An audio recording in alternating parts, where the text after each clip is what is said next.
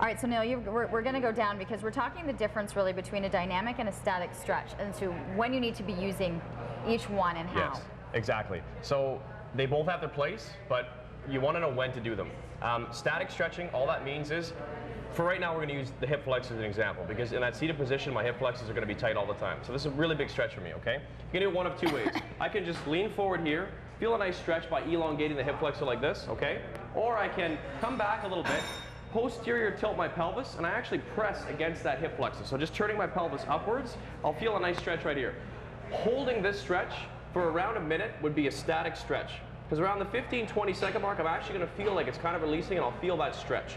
This is, I don't want to be doing this before heavy exercise or an athletic game, okay? Because when I start to stretch it, it's actually going to make it weaker, and I won't be able to protect it as much. So now we come into the dynamic stretching, okay? So the same muscle that I still want to dynamically stretch, what I need to do is I need to do it through movement. So now standing up, instead of just sitting there and holding that for a minute, I'm going to take a lunge forward.